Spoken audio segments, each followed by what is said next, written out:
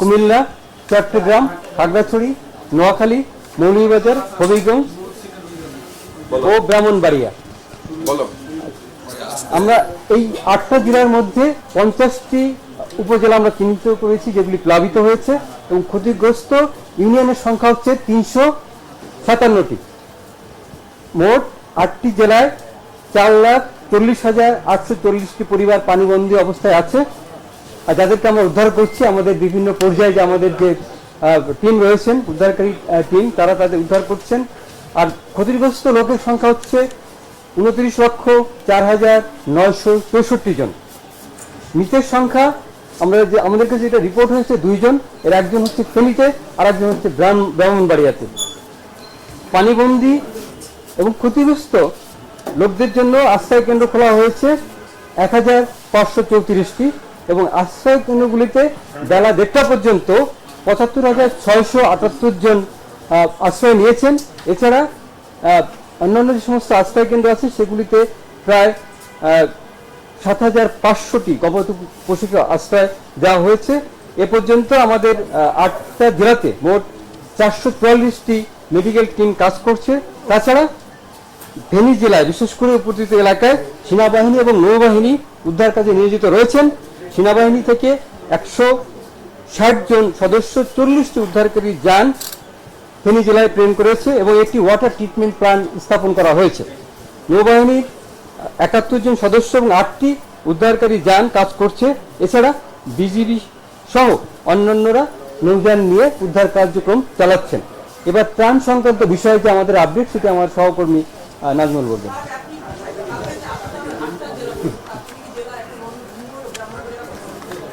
ব্রাহ্মণবাড়িয়াটা ভিন্ন হয়েছে।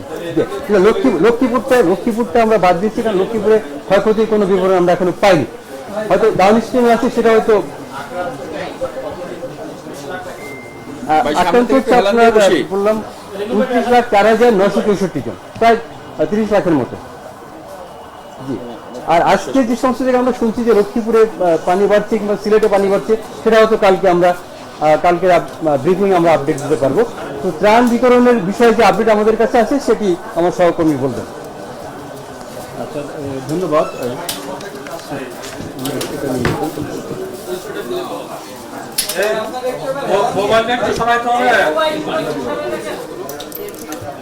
আমরা যে তথ্যগুলি পড়ছি সেগুলি প্রিন্ট আকারে আপনাদেরকে দিয়ে দেওয়া হবে এই সংবাদ সম্মেলনের পরেই। বন্যা আক্রান্ত জেলাসমূহে জেলা প্রশাসককে বৈষম্য বিরোধী ছাত্র আন্দোলনের সমন্বয়ক, সেনাবাহিনী, নৌবাহিনী, মেডিকেল টিম, অন্যান্য স্বেচ্ছাসেবকদের সাথে সমন্বয় করে কাজ করার জন্য প্রয়োজনীয় নির্দেশনা দেওয়া হয়েছে এবং তারা সবাই কাজ করছেন।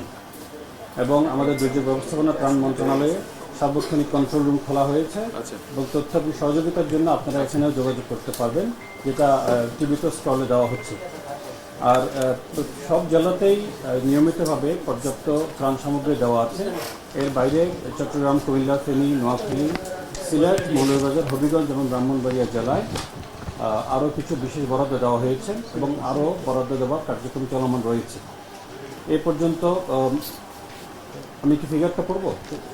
চট্টগ্রামে ক্যাশ টাকা দেওয়া হয়েছে 15 লাখ টাকা, কুমিল্লায় 25 লাখ, ফেনীতে 42 লাখ, নোয়াখালীতে 25 লাখ, সিলেটে 25 লাখ, মৌলভীবাজার 10 লাখ, হবিগঞ্জ 25 লাখ এবং ব্রাহ্মণবাড়িয়াতে 15 লাখ টাকা দেওয়া হয়েছে। এবং আমরা জেলা প্রশাসকদের রিপোর্টের প্রেক্ষিতে আমরা আরও বেশি বরাদ্দের প্রক্রিয়া শুরু হয়ে গেছে ইতিমধ্যে। পর্যাপ্ত পরিমাণ চাল এবং শুকনা এবং অন্যান্য খাবারের বরাদ্দ দেওয়া হয়েছে। এর বাইরে রেড ক্রিসেন্ট থেকে আমাদেরকে জানানো হয়েছে তাদের টিম ফেনীতে কাজ করছে এবং অন্যান্য জেলাতেও তাদের রেড ক্রিসেন্টের টিম মোবিলাইজ হয়েছে। আর আপনাদেরকে যেটা বলেছি, সেনাবাহিনী, নৌবাহিনী, কোস্টগার্ড, বিজিবি সহ সকল টিম সমন্বিতভাবে জেলাগুলোতে কাজ করছে। এই হচ্ছে আমাদের আপডেট। আর আমরা ছকটা আপনাদেরকে এই মিটিং শেষে আমরা দিয়ে দিতে পারি। এই কয়েকটি জেলায় মোট বরাদ্দের পরিমাণ হচ্ছে 1,82,00,000 টাকা ক্যাশ টাকায়। 1,82,00,000 টাকা। এটা হচ্ছে তাৎক্ষণিক দেওয়ার জন্য এবং চাল হচ্ছে 13,650 মেট্রিক টন। এটা শুধুমাত্র 8টা জেলাটা বলছি। অন্যান্য জেলা যেগুলোর এফেক্টেড রিপোর্ট আসবে আমরা তখন তাদেরগুলো আবার আপনাদেরকে জানিয়ে দেবো। প্রথমত হচ্ছে যে ভারতে বৃষ্টি হয়েছে, অনেক বেশি পানিটা চলে এসেছে। আর দুর্যোগ মোকাবেলার ক্ষেত্রে আপনাদের পূর্ব প্রস্তুতি ছিল কিনা, এক নম্বর। আরেকটা হচ্ছে যে যদিও আপনাদের মন্ত্রণালয় না, পানি আলাদা আলাদা মন্ত্রণালয়, তারপরেও এই দুর্যোগ নিয়ে বাংলাদেশ যে ক্ষতিগ্রস্ত হচ্ছে ভারতের সাথে আপনাদের যোগাযোগ হয়েছে কিনা? আমি প্রথম শেষে একটা উত্তর দেই, সেটা হচ্ছে যে আমরা কিন্তু বেশ কয়েকদিন আগে আমাদের আবহাওয়া অধিদপ্তর থেকে আমরা জানতে পারি যে আসলে বন্যার আশঙ্কা আছে কি আছে না, সে ফোরকাস্টিংয়ের উপর বিশেষ করে কিন্তু আমরা প্রস্তুতি নিয়েছি। আমাদের কন্ট্রোল রুম চালু হয়েছে, আমাদের যে এসওডি অনুযায়ী যে বিভিন্ন পর্যায়ে যে কমিটিগুলি থাকা দরকার, জেলা পর্যায়ে, উপজেলা পর্যায়ে, ইউনিয়ন পর্যায়ে, সেগুলো কিন্তু সক্রিয় হয়েছে। আমরা এই কাজটা করছি এবং আমার সহকর্মী যে বললেন যে ত্রাণ বিতরণ, সে কাজটাও কিন্তু আমরা এই বন্যা ঠিক শুরু হওয়ার আগেই কিন্তু আমরা পাঠিয়ে দিয়েছি, সে কাজটা আমরা করেছি।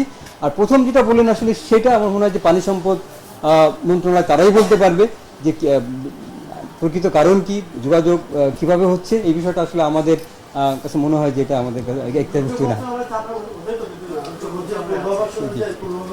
জি জি জি, প্রভাস ছিল।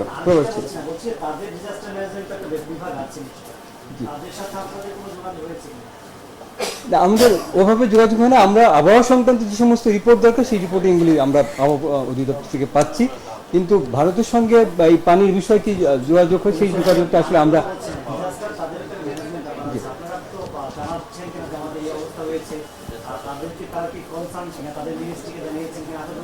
জি আপনারা দেখবেন যে প্রত্যেক মিনিস্ট্রি কিন্তু ওই সমস্ত মিনিস্ট্রি প্রত্যেকে কিন্তু একটা কন্ট্রোল সেন্টার খুলেছেন, সেখানে নাম্বার দেওয়া আছে যোগাযোগের জন্য, সেই যোগাযোগগুলি হচ্ছে। ওই যে সেই যোগাযোগগুলি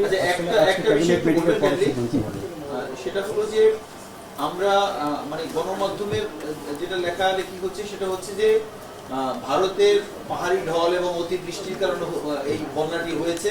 পাশাপাশি একটি অভিযোগ সামাজিক যোগাযোগ মাধ্যম থেকে সব জায়গায় হচ্ছে যে ওইখানে যে ইয়াটা কি বলা যায় যে ডাম্বুর যে বাঁধটি আছে সেই বাঁধটি খুলে দিয়েছে ভারত, কিন্তু কিছুক্ষণ আগে সকাল 11টা সাড়ে 11টার দিকে যেটি ভারতীয় পররাষ্ট্র মন্ত্রণালয় জানিয়েছে ডাম্বুর বাঁধটি ভিডিও দিয়ে তারা বলেছে যে ডাম্বুর বাঁধটি কোথাও খুলেনি, ওই অবস্থায় আছে। প্রকৃত কারণটি তাহলে কি, মানে এটা একটু জানেন কিনা? প্রকৃত কারণটা হলো আবহাওয়া অধিদপ্তর এবং পানি সম্পদ মন্ত্রণালয়, এটা তারা বলতে পারবে, তারা এই বিষয়ে এক্সপার্ট। আমরা আসলে দুর্যোগ হলে দুর্যোগটা আমরা ম্যানেজমেন্টটা এই সাইডটা আমরা দেখি এবং আমরা মূলত আপনাদেরকে এই বিষয়টা ব্রিফ করতে পারবো। মানে রেসপন্স, রেস্কিউ, রিহ্যাবিলিটেশন এই কাজগুলো আসলে আমাদের রিলেশনগুলো আমরা ঠিক আছে, ওই বিষয়ে আমরা বলতে পারবো।